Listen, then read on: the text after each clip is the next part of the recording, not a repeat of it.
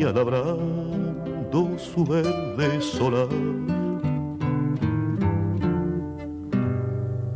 En mi país, qué tristeza, la pobreza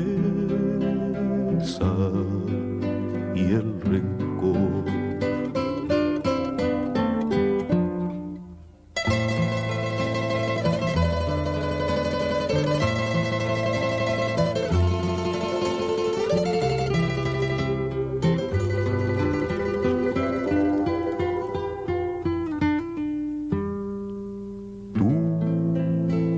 Pediste la guerra,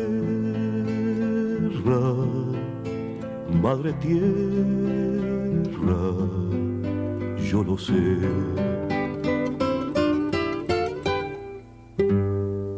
Dice mi padre que un solo traidor puede con 1000 valientes. Él siente que el pueblo en su inmenso dolor hoy se niega a beber en la fuente clara del honor. Tú no pediste la guerra, madre tierra,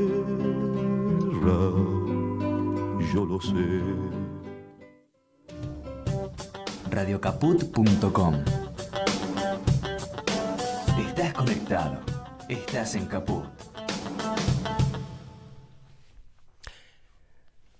Hoy es el programa número 76 de Periferias del Cine.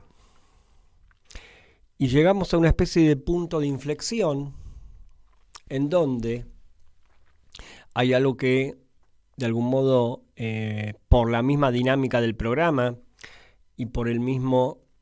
la misma decisión y el mismo tipo de estructura que manejo al aire siempre desde el programa número 1 hasta ahora, con sus variantes, a veces con uno más invitados, ¿sí? La idea es visibilizar propuestas, pensamientos al aire que tenga que ver con el pensamiento de las imágenes. El cine, los centros del cine y sobre todo las lateralidades del cine, las periferias. En ese sentido, el programa se ha nutrido muchísimo a través del tiempo y terminó siendo una enorme base de datos, si uno quisiera tomar los programas completos, temáticos, cada uno con un tema separado y a la vez con vasos comunicantes con otros programas, con otros temas que de algún modo se continúan en algunos otros programas con alguna otra variante. Y lo que le vamos a agregar en el día de hoy, y muy probablemente lo hagamos cada tanto, es una mirada en relación a un raconto, no para hablar de nuevo de lo que ya se habló acá en los programas, sino para hacer una especie de revisión y semblanza general de qué la va el programa, qué es Periferias del Cine. En ese sentido, Periferias del Cine se ha materializado, y voy a dar una noticia, voy a anticipar algo, en otra cosa, en otro emprendimiento. Ese emprendimiento es una página web llamada periferiasdelcine.com, que todavía no está activa, pero va a estarlo. Ahí van a estar todos los programas de radio, mis textos escritos, o sea, sería, digamos, como una memoria artificial de quien les habla en este momento, ¿sí? Van a estar los programas, van a estar los textos y principalmente las propuestas de cursos grabados y la alternativa de las charlas posibles complementarias a los cursos. Todo eso está en preparación y se largará prontamente. Pero les quería dar esta noticia. Entonces, de algún modo, presentando esta página y siendo de algún modo yo hoy, Luis Frank, el invitado de mí mismo, vamos a llamarlo así, para presentar la página voy a hacer una semblanza general, repito, de cuál es mi pensamiento, y ya pensamiento es una palabra pesada, no densa, en tanto hay que soportarla, sino que siempre lo pienso como un camino de apertura, de dimensión, y cuando digo dimensión, digo algo que se abre y que no puede cesar de abrirse. Así que le voy a pedir al genio del chino Nicolás Román que demos entrada a Periferias del Cine 76.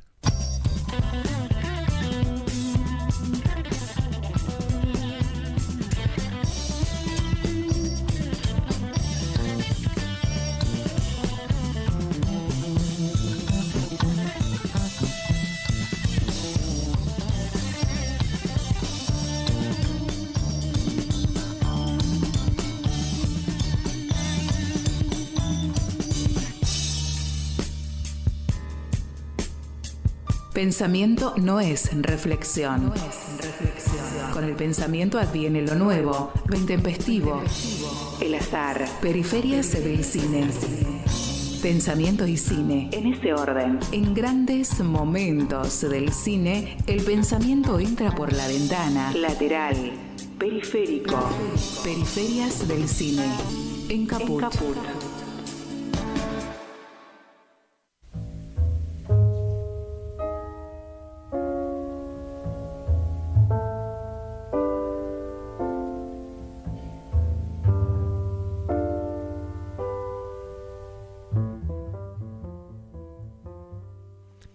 Esas últimas notas que ahora medio que con la seña que le hice al chino las aborté, son las notas que me indican a mí mismo que voy a empezar a hablar, y de algún modo digo, a ver cómo cambiamos esto y si tenemos ganas de cambiarlo, y la verdad que no me dan ganas de cambiarlo, porque Miles Davis lo disfruto siempre, el jazz lo disfruto siempre, el cool jazz lo disfruto siempre, sobre todo hay algunas armonías que me gustan más que otras, y fíjense que estoy hablando de armonías. Y los sonidos fuera de la armonía, que quizás plantean una armonía secundaria, habrá que ver. Entonces, de algún modo, el programa de hoy va a estar estructurado también por medio de dos temas musicales, uno armónico y otro de un tipo de música que va a hacerle una pregunta a esa armonía. Pero, antes que nada, saludo al chino Román. ¿Cómo estás, chino? ¿Todo bien? Me alegro mucho, me alegro mucho.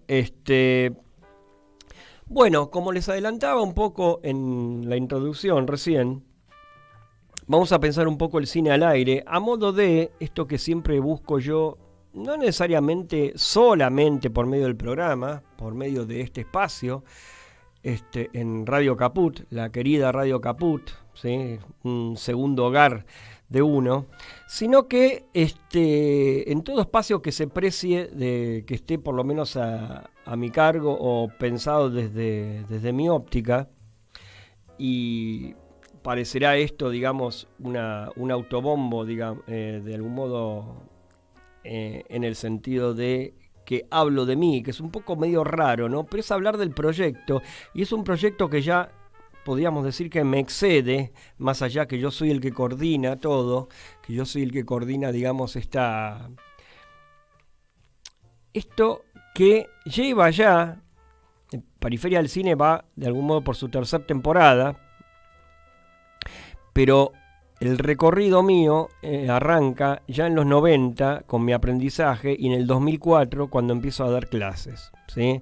Estamos en el 2023. Tengan en cuenta que hace casi 20 años que el pensamiento materializado en lo que uno se va encontrando en las clases, ¿sí? En el ida y vuelta con los alumnos que han ido cambiando a través del tiempo, he ido conociendo muchísima gente, pero también me di cuenta que no por una cuestión de franjas etarias, sino porque por una cuestión de épocas, las receptividades, las formas de vínculo con lo que de algún modo se va transmitiendo en los encuentros, han ido variando.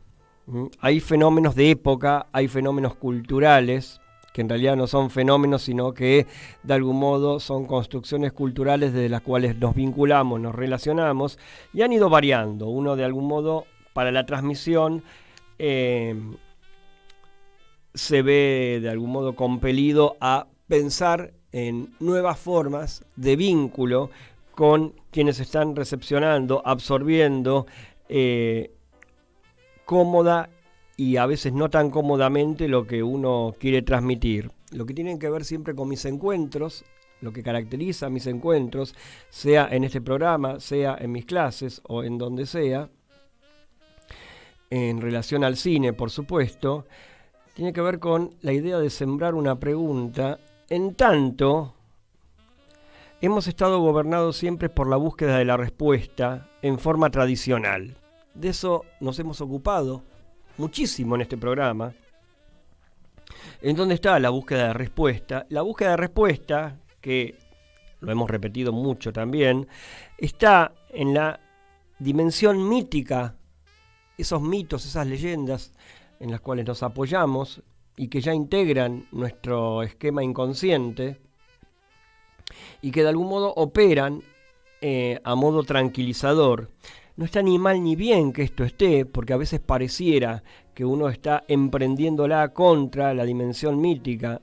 No, lo que estamos planteando acá es que hay un camino alternativo al camino mítico.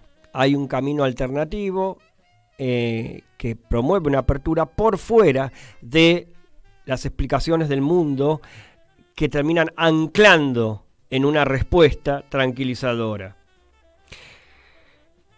Esto se ha ido materializando en las corrientes artísticas, cada una en lo suyo, la literatura, la pintura, ¿sí? Tenemos desde el pensamiento del arte abstracto y el arte figurativo, tenemos la literatura lineal y autores, digamos, que han planteado una dimensión literaria que promueve una idea de pensamiento, o sea, de algo que se sustrae a esa historia, pero que a la vez la integra,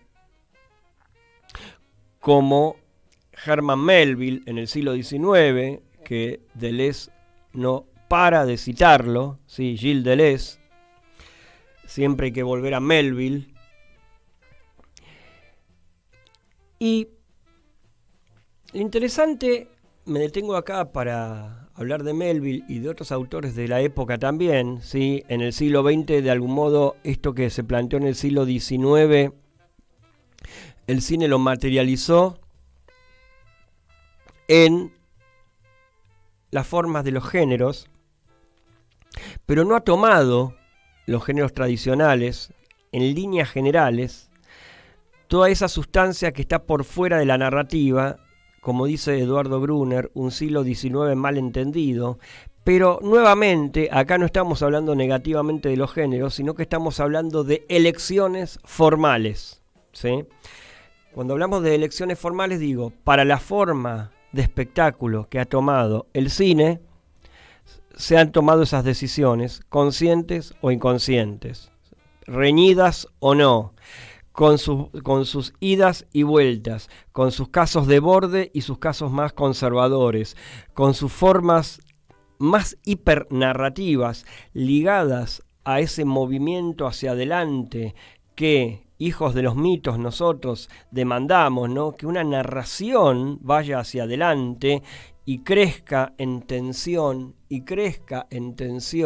hasta llegar a un determinado punto de clímax y que después la cosa, no importa si termina bien o mal, pero que cierre en una forma de explicación de mundo, de algún modo, ¿no? En esa historia que va a metaforizar el mundo. Eso que acabo de describir en pocas palabras no es ni más ni menos que un sistema cerrado en sí mismo, pensado orgánicamente, un término que usa Deleuze también, orgánico, como algo que cierra en sí mismo, como, digamos, la metáfora del cuerpo humano, con los órganos funcionando desde un pensamiento orgánico, como si fuera un mecanismo de relojería, todos los órganos funcionando unos en relación a otros, ¿sí? En ese sentido va la narratividad, por eso se habla de narración orgánica, por eso se habla de cierto orden de secuencialidad. El montaje de las películas es un montaje, digo, cuando decimos montaje hablamos de la pegatina entre una toma y la toma siguiente. Puede ser de infinitas formas, pero hay una forma de montaje que es dentro de lo que se denomina el raccord, la línea de continuidad, que plantea un como si eso estuviese, ese montaje no existiese, y ese movimiento, esa charla entre un personaje y otro, en la cual se cortaron tomas todo el tiempo, porque uno ve 3/4 perfil a uno de un lado, 3/4 perfil al interlocutor del otro, en un ping-pong y de vuelta, y uno termina viendo un diálogo y no un montaje, no un corte y pegue. Por lo tanto, eso, pensado como montaje invisible, con la idea de invisibilizarlo, es una serie de leyes del montaje que son las leyes del raccord, que quiere decir continuidad. Así se ha establecido clásicamente, dentro de la línea de continuidad de los géneros, toda la métrica más tradicional que ha sido exportada a todos los países del mundo. Es así como en los países del mundo, lo más, podríamos decir, hegemónico como cine, inclusive en los propios cines locales, es esa forma. Es esa forma, la forma hipernarrativa, la forma en la cual la narración avanza narrativamente en una suerte de creyendo, de crecimiento de las situaciones, de situaciones que contienen a la situación anterior, por medio de la cual no se podía saltar de la situación 1 a la situación 3 sin haber pasado antes por la 2, por ejemplo, ¿sí? Estoy nutriendo de elementos para la comprensión de esto. El montaje también, así como la narración, se llama orgánico, montaje orgánico, narración orgánica, y hay otro aspecto del orgánico que hace a los vínculos con los personajes, que es la actuación. El modo actoral es el modo actoral realista orgánico en términos generales. Las lógicas de los conflictos internos, los conflictos con el otro, con un personaje con otro, la lógica de los conflictos con los entornos, muchos personajes versus uno, o un entorno en donde puede no haber nadie, como si uno, por ejemplo, alguien encerrado durante días en un lugar, ¿sí? Eso es entorno. Entonces, todo ese universo, presentado como una especie de como si, el universo de lo orgánico, montaje orgánico, narrativa orgánica, actuación orgánica, se nos presenta reconocible. Estoy hablando aspectos que comprenden a lo visual. ¿Qué pasa con lo sonoro? Lo sonoro tiene un problema también, presenta el mismo problema en el orden auditivo, porque cuando nosotros escuchamos sonidos que intentamos darle un sentido inconsciente, o sea, mucho más el inconsciente juega en la lógica del sonido. Uno se pone a ver mucho más conscientemente que a escuchar, ¿sí? El sonido viene y uno ya lo incorpora. Entonces, cuando un sonido en una película o una serie de sonidos en una película, siempre hablando en términos de cine sonoro, porque en el cine silente era otro el pensamiento de las imágenes como estaba estructurado. De algún modo había algo del sonido que se reconstruía mentalmente, pero cuando el sonido empieza a existir en el año 30 en el cine, de algún modo se empieza a pensar ahí, el teórico Noel Burge dice que ahí el cine ya se explicaba por sí mismo, ¿sí? Hay algo que cierra con el advenimiento del sonido, se cierra, se constituye algo llamado diégesis, el cine explicándose a sí mismo. Este sonido tiene una particularidad, ¿sí? De géneros tradicionales, que es lo que venimos hablando y pensando, se trata.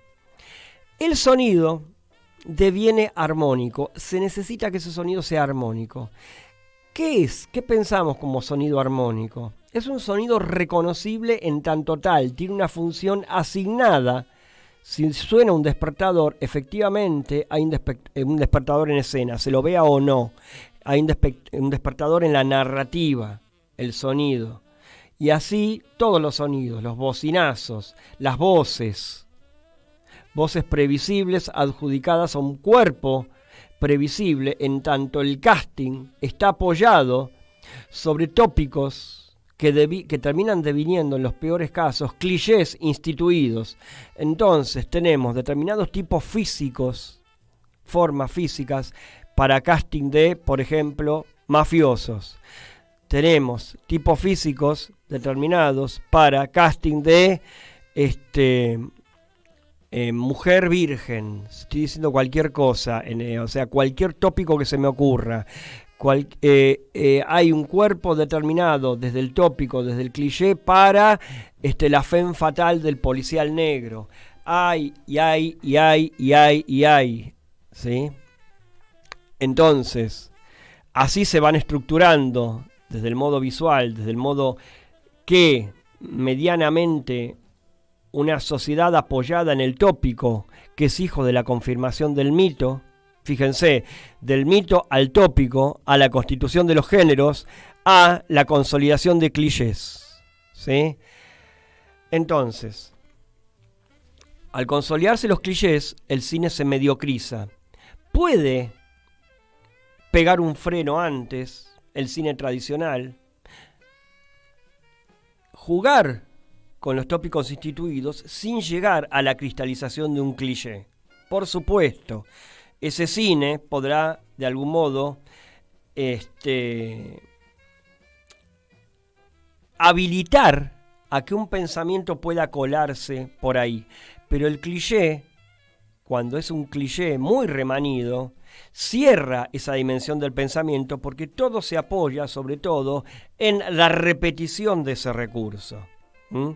Volviendo a la cuestión del sonido, el sonido es reconocible. Por ejemplo, larga una película en el comienzo y ya de algún modo ese sonido inicial que va en el periodo clásico, los 40-50, que iba con los créditos, ya no ocurre más esto prácticamente, los créditos al comienzo con una música cadenciosa o con una cadencia determinada atrás, ya de algún modo ya va instituyendo perceptivamente a el mundo espectatorial, a los espectadores, hacia el universo de la película. Armónicamente, no es que uno adivina de qué va a tratar la película, de qué la va a ir, sino dentro de qué universo armónico. ¿Sí? Hay algo reconocible que sigue operando por medio de estas dimensiones de tranquilización. Música reconocible, armonías. Ahora, hay armonías y armonías, ¿sí? Hay armonías de algún modo más apoyadas en ciertas dimensiones del clichés que otras. Entonces caemos en la cuenta de que también un componente importante, ¿sí? No necesariamente yendo al género que se ocupa directamente del tema, que es el musical, son precisamente los temas musicales de las películas, ¿sí? Para hoy preparé un tema armónico y un tema que no lo es, como de algún modo les adelantaba antes. Y vamos a ir a un tipo de armonía no cinematográfica, ¿sí? Si puede pensar cinematográficamente, pero no una banda de sonido o un tema que haya sido usado para una película, sino que dentro de las formas armónicas y que suelen jugar con algo que le va a la lateralidad de la armonía, que se puede escapar y después volver a la armonía, es el rock sinfónico. El rock sinfónico, más allá de que uno lo reconoce más que nada en Inglaterra, en Estados Unidos, desde estas latitudes, hay un grupo italiano extraordinario que viene operando, viene trabajando desde 1972, que se llama Banco del Mutuo Soccorso. Gran banda. Este disco se llama Transiberiana, se editó en el 2019, y el tema que vamos a escuchar ahora se llama Il Grande Bianco.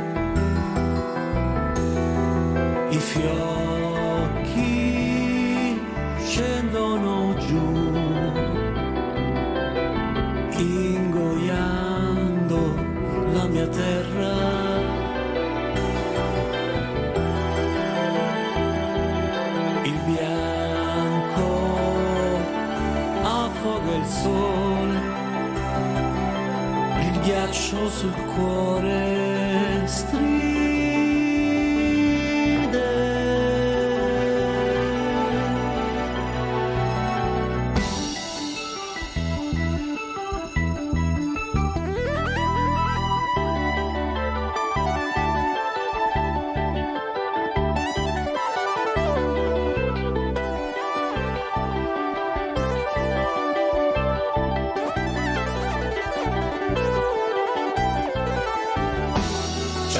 Silenzio spaventoso, forse troppe voci assieme,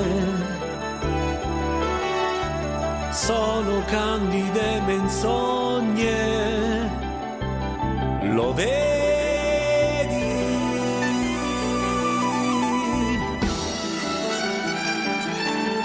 Freddo all'improvviso sopra i nostri alibi rossi,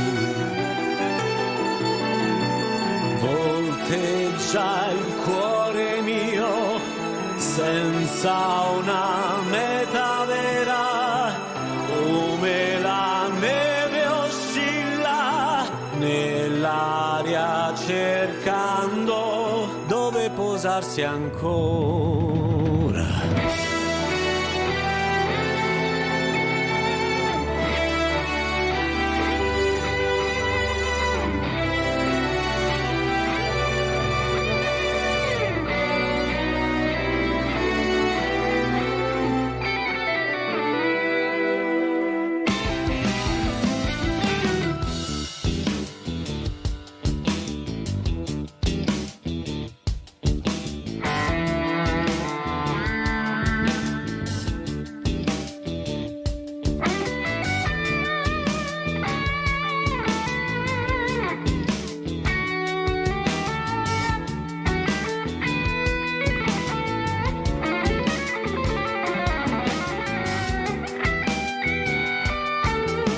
Essere tutto qui, voglio ancora un uovo altrove, ci deve essere un uovo altrove, dove arriva chi non si ferma, devo andare via da qui, via da questo grande nulla.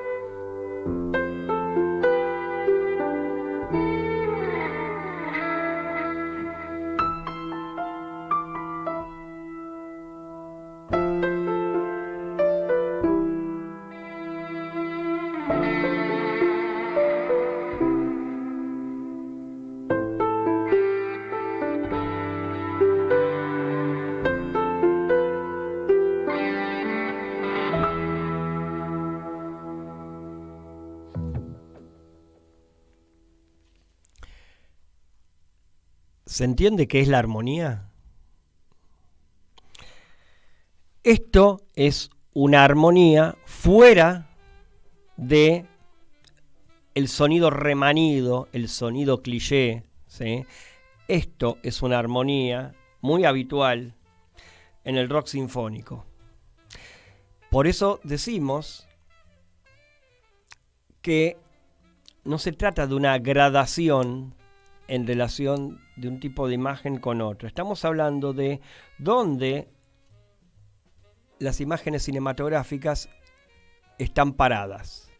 ¿Dónde se encuentra su estructura? Cuando hablamos de su estructura es qué visión tienen los directores y directoras, ¿sí?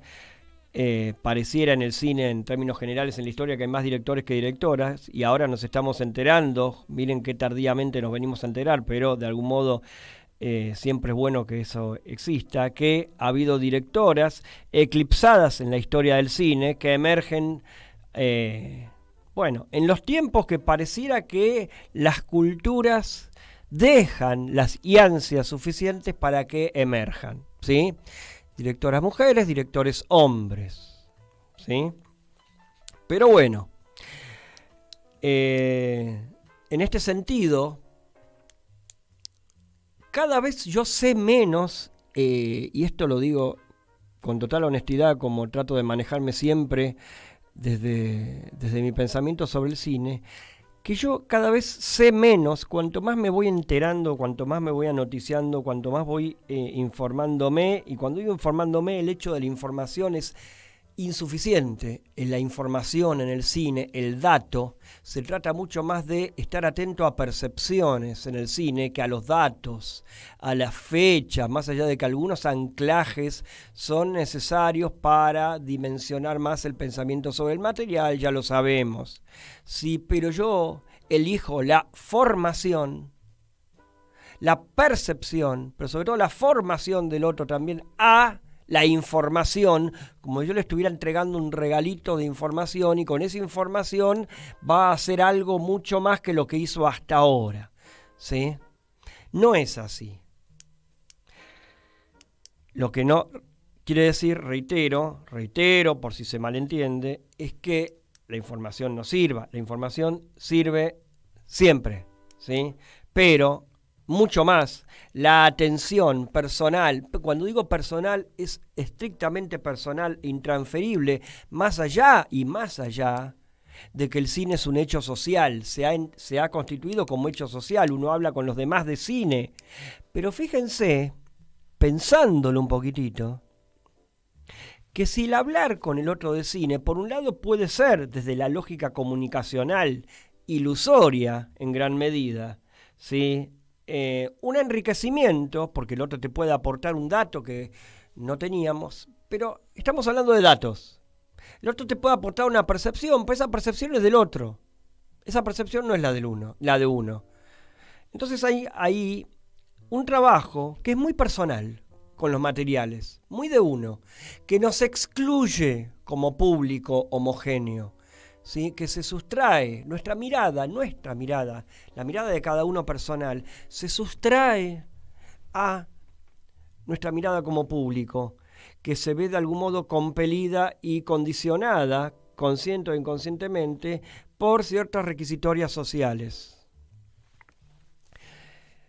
Siempre, de algún modo, no tendría que ocurrir, pero hay que aclarar, que lo social no es negativo en sí, digo que es otra instancia. La instancia para el pensamiento de las imágenes, a mi entender, es un camino personal íntimo, que no quiere decir que uno no lo pueda transmitir, que no pueda haber una operación de transmisión de eso. Quiere decir que uno, con sus propias percepciones, con su propio mundo, con su propio historial previo de imágenes cinematográficas y no imágenes cotidianas, todas las imágenes que a diario nos atraviesan y por las que estamos atravesados culturalmente, todo eso conforma nuestra subjetividad como espectadores. Si todo eso va a conformar nuestra subjetividad como espectadores, es ese vínculo de ese mundo que ya tenemos constituido con lo que hacemos con ese mundo como decía Sartre. Y, llevado al terreno del cine, ¿qué hacemos para que eso nos lleve a vincularnos perceptivamente en un acto íntimo? ¿Sí?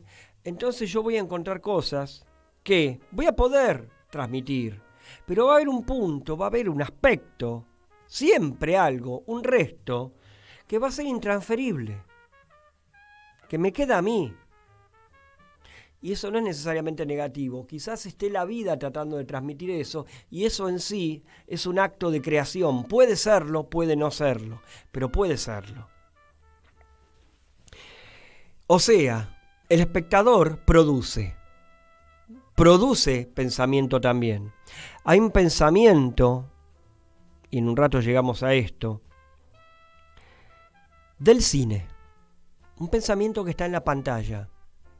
Un pensamiento independiente del espectador. Hay un pensamiento del espectador que el espectador va a poner en actividad en su vínculo perceptivo con lo que tiene adelante. Entonces, hay pensamientos que se vinculan, modos de pensamiento que se vinculan. El pensamiento adviene, uno no lo llama conscientemente, el pensamiento adviene. Uno pone en actividad estrategias para que el pensamiento advenga. Pero el pensamiento no adviene, si uno se apoya todo el tiempo en esas dimensiones tangibles o aparentemente tangibles del yo, ¿sí? Entonces, desde este lugar, ya pensando la armonía en todo sentido, desde la lógica de las organicidades, desde la lógica de la armonía sonora, desde la música, digo, ¿qué pasa si uno le hace un tajo a todo eso? Pero no un tajo necesariamente caprichoso. Hay tajos caprichosos en el cine. Hay que distinguirlos de los otros tajos que implican una dimensión de pensamiento, en tanto un tajo es una pregunta a esa imagen. Una pregunta a esa imagen es no recibirla como respuesta dada, es hacerle una pregunta porque nos permitimos esa pregunta. En tanto, la imagen se permitió esa pregunta, nos habilita para que nosotros la permitamos, pero siempre y cuando la permitamos, porque nosotros podemos ver una imagen que habilita una pregunta y no vemos esa habilitación y la tratamos de cerrar como la cerrábamos clásicamente. Esa trampa, consciente o inconsciente, es muy habitual. Quien quiere ver una película clásica, lineal, únicamente, va a tratar de abrochar todo universo de imágenes en ese sentido.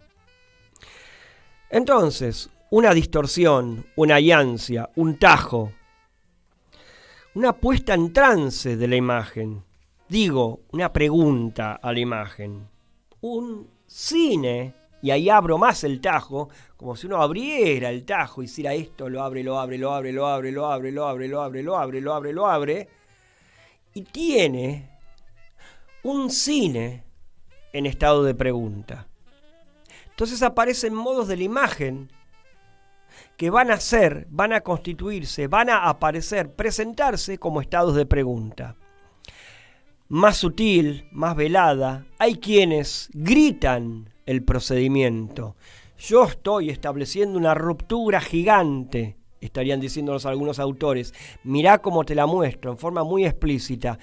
Eso no es negativo necesariamente. Hay autores que gritan el procedimiento. Hay autores que gritan el procedimiento y hay autores que sutilmente le hacen un tajo a el conservadurismo de las imágenes. ¿Sí? Tac, tac, un poco más o menos, ¿sí? Pero no es la distorsión por la distorsión misma solamente, y acá sí, en este punto sí, para algunos anclajes, nosotros vamos a necesitar algunos datos. Por ejemplo, datos históricos. Por ejemplo, el momento más, se podría decir, permisivo para sí mismo, que se generó un mundo de imágenes importantísimo y muy poco valorado en el sentido popular, ¿sí? Y estoy usando desde una acepción extensiva de público, en lo popular, ¿sí? Lo popular para eso, lo popular, digo, como lo ve mucha gente, se ha extendido a lo largo del tiempo, ha perdurado.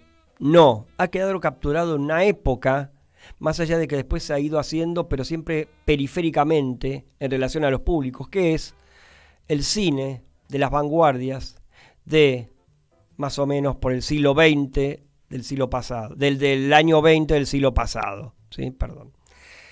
Entonces, el dadaísmo en cine, el surrealismo en cine, de las vanguardias la más popular, porque es la más narrativa, la vinculada al sueño, ¿sí? Pero vanguardia al fin, dadaísmo, surrealismo, futurismo, el trabajo con la arquitectura del futurismo, ¿sí? El pensamiento desde los colosos arquitectónicos, ¿sí? Digo, esas imágenes de algún modo están previas, se encuentran previas a todo el horror posterior en ese epicentro que es Europa y que se dimensionó y modificó culturalmente al mundo. Ese momento quedó capturado como el momento de las vanguardias, más allá de que luego, hasta el día de hoy, se siguió pensando en términos vanguardistas en algunos cines.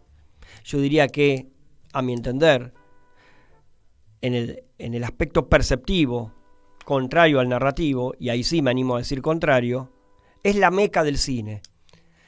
El cine experimental, el cine que, digamos, juega, y no es que juega desde una mera actitud lúdica, sí, la actitud lúdica está, pero hay un pensamiento, como pensamiento puro de las imágenes, en el cine experimental, en todo el recorrido que ha tenido a lo largo del siglo XX y XXI. El cine experimental, más allá de que ha habido décadas fuertes como los 60, nunca se ha terminado de ir y sigue vigente, y hemos hecho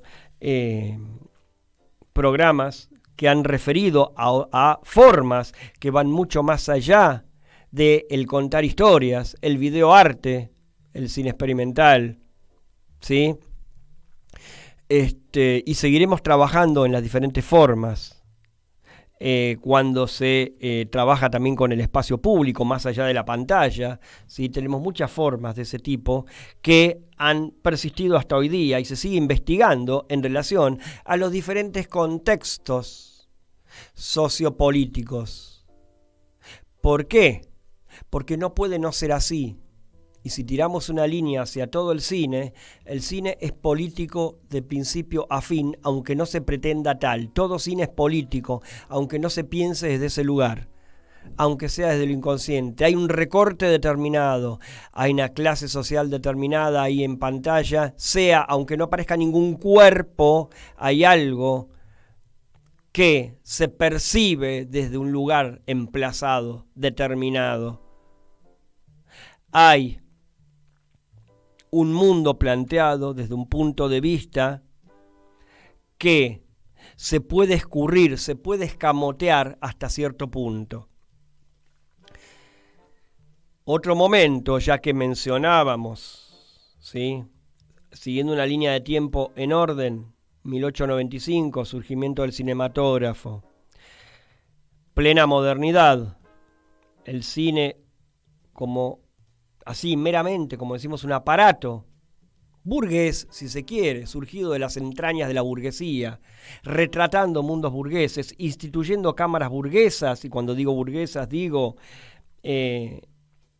la pobreza, la marginalidad, el mundo desclasado, el mundo caído del mapa de lo, entre comillas, socialmente aceptable por sectores medios y altos, el mundo de los trabajadores inclusive. Ese mundo es retratado por la burguesía. La tradición de 1895, desde que se agarran las primeras cámaras el primer cinematógrafo hasta ahora, la tradición ha sido esa y no se ha derribado. Se ha cuestionado desde muchos otros cines, pero sigue siendo esa tradición. En tanto y en cuanto los espectadores sigan confirmando con sus visionados, con sus miradas, esas películas, eso no va a cambiar. Una distorsión, decíamos, dada en las vanguardias, luego, en la línea de tiempo, 1895, vanguardias y el monstruo de la guerra, y cuando digo el monstruo es el monstruo con los campos de concentración, con la muerte literal, con lo peor de la condición humana, y un día se van. Y queda el campo devastado, el universo devastado. Y hay cineastas que ante ese universo devastado se hacen una pregunta y dicen, ¿nosotros podemos seguir filmando de la misma manera? Ese cine clásico, esa forma no tiene gollete, no tiene sentido de ser. La cámara tiene que ser otra. La forma de filmar tiene que ser otra. Esa primera pregunta se la hacen los neorrealistas italianos, el cine italiano de posguerra.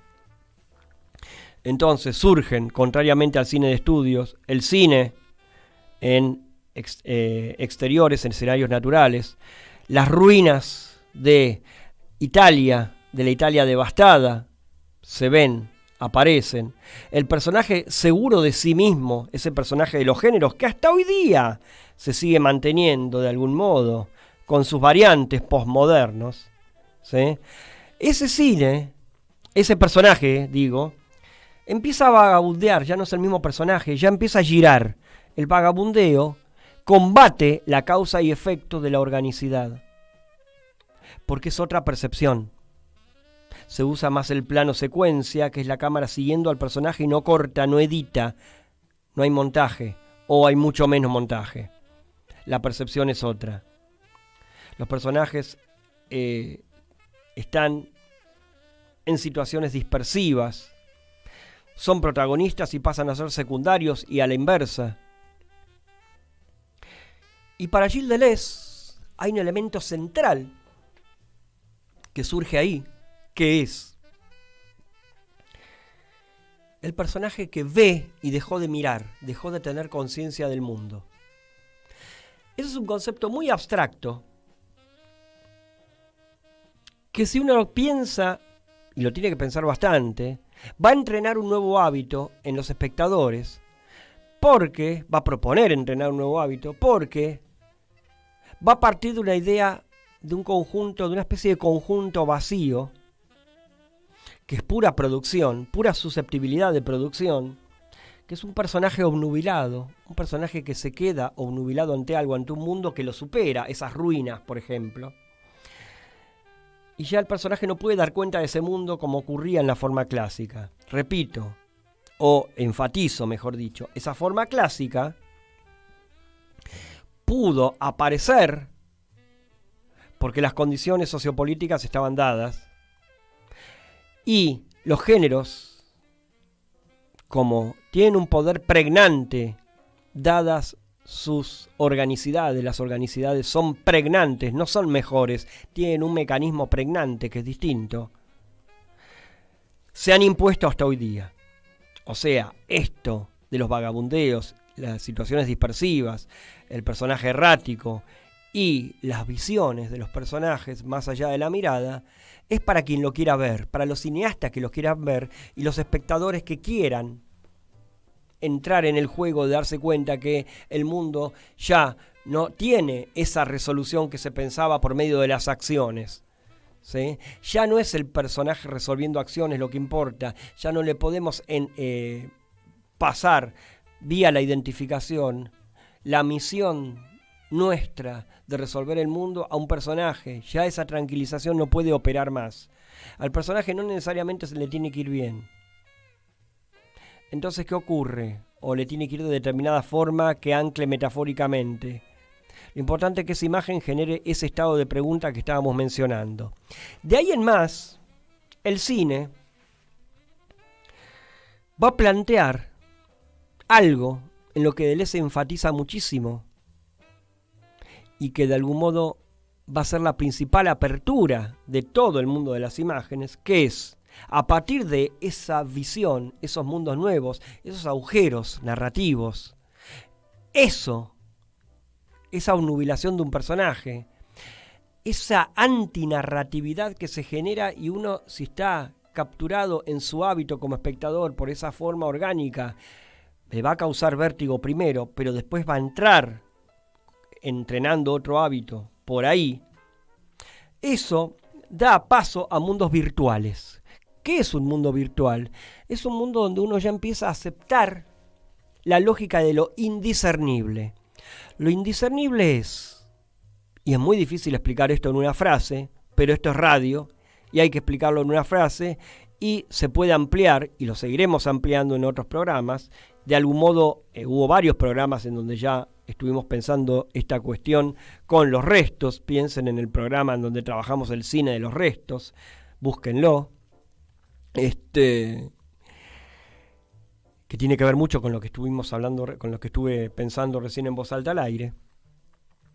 Da pie a mundos virtuales. Los mundos virtuales son estos mundos del indiscernible, estos mundos donde no sabemos si estamos en una situación del aquí ahora o estamos en un sueño, en una presunción, en una premonición, en algo que pasó en algún tiempo indeterminado, y tampoco sabemos de quién es esa imagen mental. Eso es lo indiscernible. ¿Es de un personaje? ¿Es mía? ¿Es del chino?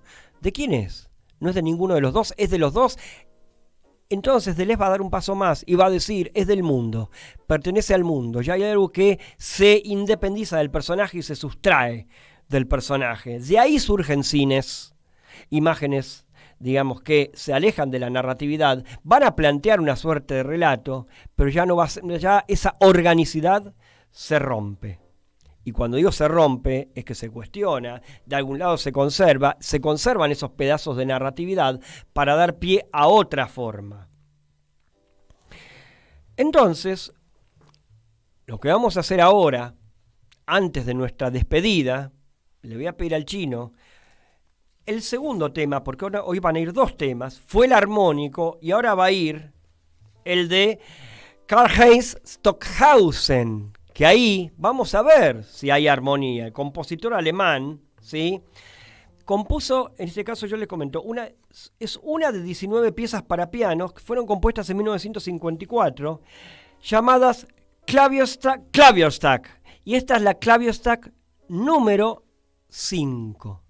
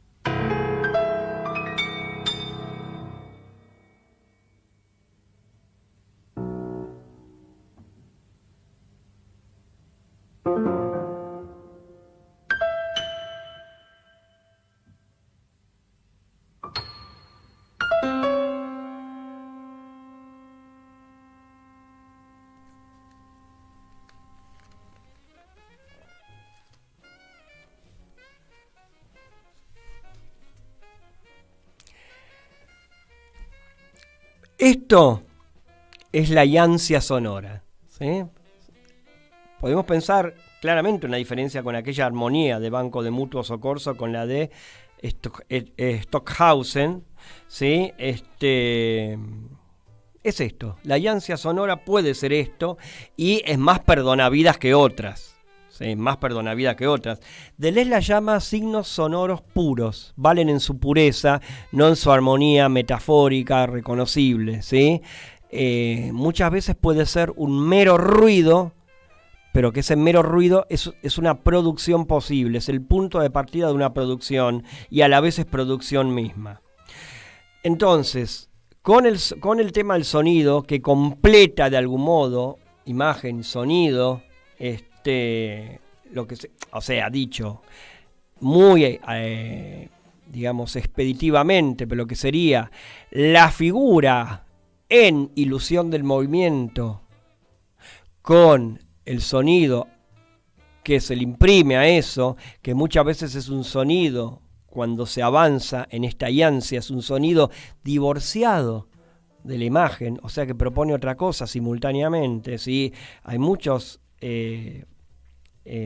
casos de exploraciones, búsquedas, y no son meras búsquedas, sino que son estructuras muy sólidas de pensamiento en el cine que pueden comprender una dimensión de relato, pueden comprender una dimensión de relato no narrativa, por supuesto, pueden comprender esos restos de aquellas narraciones, pero inclusive puede ni siquiera no haber relato y estar basados en la pureza de la imagen con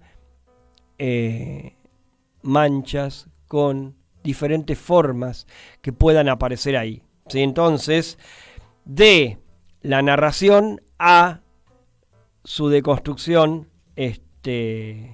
definitiva, y que nunca termina siendo definitiva, pero que para nosotros es un paso de un lado al otro, y cuando vemos extensivamente terminamos de tajear y entrenar en el cine moderno, o sea, a estas estructuras de la yancia las llamamos cine moderno, en modo muy general, Deleuze la llama imagen-tiempo.